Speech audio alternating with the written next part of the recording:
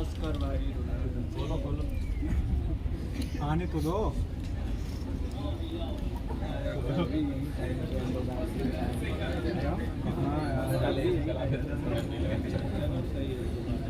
अच्छा, वैसे तुम लोग को एक बात पता है, जो हमारे नए प्रिंसिपल थ्योडोर बैक्स साहिब हैं, उन्होंने एक और काम बनाया। मगरिब की नमाज से पहले हॉस्टल में अटेंडेंस होगा। अब यही अटेंडेंस का रजिस्टर मगरिब की नमाज के बाद मस्जिद में खोला जाता है और वहाँ पे सबके नाम पुकारे जाएंगे भैया, ये देखने के लिए कि जो लोग हॉस्टल में थे वो नमाज के लिए आ रहे हैं कि नहीं। हैं? सच में ऐसा हुआ? अरे भाई राम बाबू, आप काहे परेशान होते हैं? ये कानून सिर्फ मुसलमान तबका के लिए है। और यकीन मानो, ये थियोडोर बकरा थियोडोर बकरा नहीं कप्तान, थियोडोर बैग कहिए। हाँ, वो जो कोई भी हो, हमें तो जचता नहीं।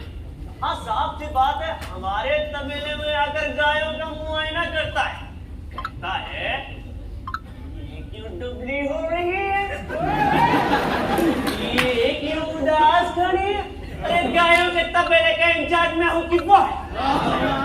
किसी दिन कह दूंगा साफ साफ, प्रिंसिपल हो लड़कों को देख, अरे गायों पर सांड की नजर डाल, सांड कहेगा। आप क्या किस्सा सुना रहे थे उनसे? हाँ, तो उस दिन हमारी पूरी फुटबॉल की टीम बहुत थकी हुई थी।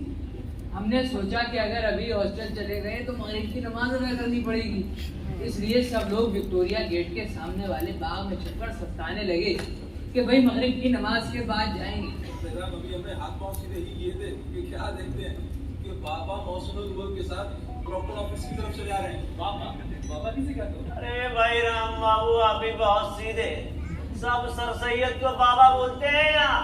भगवान, फिर क्या हुआ? जल्दी से ये डिसाइड किया गया कि एक छूट मूट की मॉक नमाज शुरू कर दी जाए। बाबा चले जाएंगे तो पीछे से इशारा होगा और नमाज की एक्टिंग खत्म। Football team captain Zafar Niazi इमाम बन गया और टीम के सारे मेंबर सब बनाकर खड़े हो गए। करके दिखाते चलो, इमाम बन जाओ। आओ राम बाबू भाई, कप्तान चलिए बिस्मिल्लाह पढ़िए। लोग ऐसे खड़े हो गए और नमाज की एक्टिंग शुरू। और बाबा को भी नमाज नहीं जल्दी थी।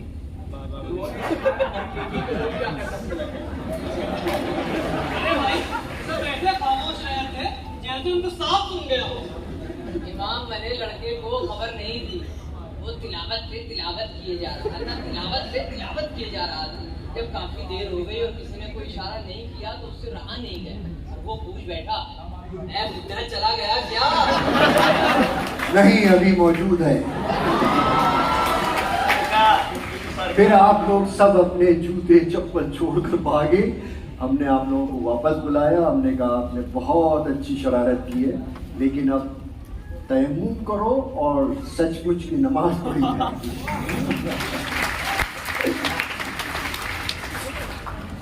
ये हमारे प्रिंसिपल थियोडोर बैक्स साहब को अलीगढ़ का मौसम बड़ा सताता है।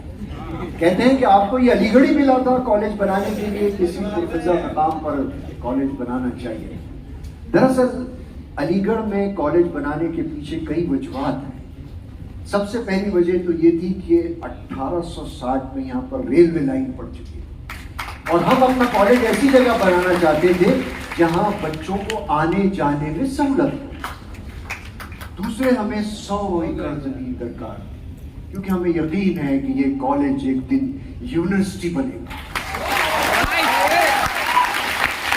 और इसके लिए बड़ी जगह दरकार थी।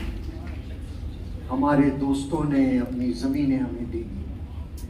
नवाब ज़ैनुल आबिदीन, नवाब मुज़म्मिल उल्लाह खां शेरवानी, नवाब ज़ैनुल आबिदीन के भाई हबीबुर रहमान साहब, हामिद साहब, ख्वाजा साहब, राजा जय किशन दास और रही कई कसर जो है वो लॉर्ड लिटन ने पूरी कर दी।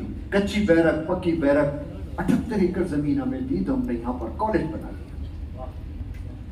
अरे बच्चों तुम बैठो, ये तुम्हारा हॉस्टल है, बोर्डिंग है, यहाँ पर तकल्लुफ बिल्कुल मत करना। राजा साहब आए थे, हमने सोचा कि तुम्हारे बोर्डिंग की सैर करवा दें। राजा साहब ये कप्तान है, इनका असली नाम सईद अहमद खान है, हमारे हर मर्ज की दवा है। हमने जो बच्चों को दूध फराहम करने के लिए गायें पाली हैं, उसके बाड़े की भी आप ही रखवाली करते हैं और मैनेजर हैं। राजा साहब, आप गाय का नाम सुनकर कुछ सोच में पड़ गए?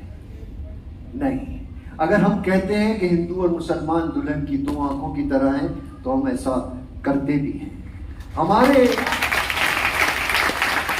बोर्डिंग हाउस के मेस में गाय का गोश्त ममनू है, यहां तक कि चमड़े की मशकों में पानी भी नहीं लाया जाता, मिट्टी के घड़े रखे।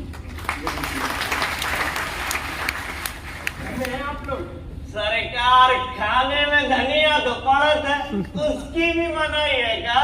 अरे कप्तान, धन्य और धनिये का फर्क तुम क्या जानते? क्या बच्चों को समझ में नहीं आ रहा है?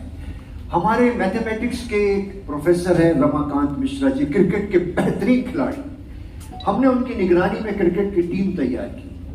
पहला मैच 1881 में आपके मुरादाबाद के गवर्नमेंट स्कूल के मैदान पर खेला गया। हमारी टीम जाहिर जीत भी, लेकिन क्या था, पूरा मजमा खामोश, कोई दाद दे रहा है ना उन बच्चों की कोई तारीफ कर रहा है। क्रिकेट के कप्तान रफीक खान को एक तरकीब सूझी और उसने खड़े होकर अरबी में तकरीर कर दी।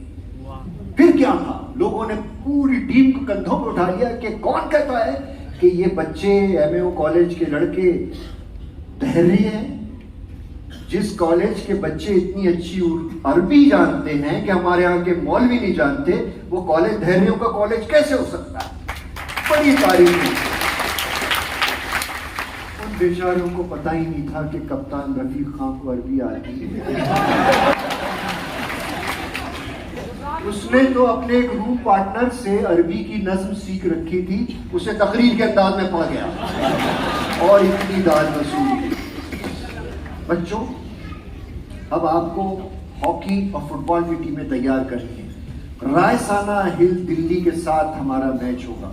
हमने राइडिंग क्लब भी शुरू कर दिया है और हमारे फलसफे के प्रोफेसर हैं प्रोफेसर सिडिल्स बैंक, वो कैम्ब्रिज स्टूडेंट यूनियन के प्रेसिडेंट रह चुके हैं। उन्हीं की निगरानी में एक यूनियन हॉल का नक्शा और उसका एक पूरा फॉर्मेट तैयार किया गया है। चूंकि मेरा ख्याल ये है कि क्लासरूम में बच्चे घुटन का शिकार होते हैं, उन्हें अपने इज़हार ख्याल के लिए कोई मौका, कोई जगह, कोई मकाम मिलना चाहिए और ये यूनियन हॉल ये मौका उन्हें फराहम करेगा। साल भर तकरीरों के मुकाबले होते रहेंगे। जो बच्चा साल भर बेहतरीन तकरीरें करेगा, जिसकी तकरीरें सबसे ज्यादा पसंद की जाएगी, उसे कैम्ब्रिज स्पीकिंग प्राइज के नाम से गोल्ड मेडल दिया जाएगा। सबसे पहला गोल्ड मेडल आपको मालूम है साहबजादा आफताब अहमद खान ने जीता था। क्या गजब का स्पीकर है, क्या गजब का ओरेटर, इतनी उम्दा उसकी तकरीर। सरकार, 2 नई गाय दिलवा दीजिए और एक सांड भी। नहीं बाबा नहीं, सांड मत भिजवाइएगा, सांड की जरूरत नहीं है। सांड चाहते हैं ना?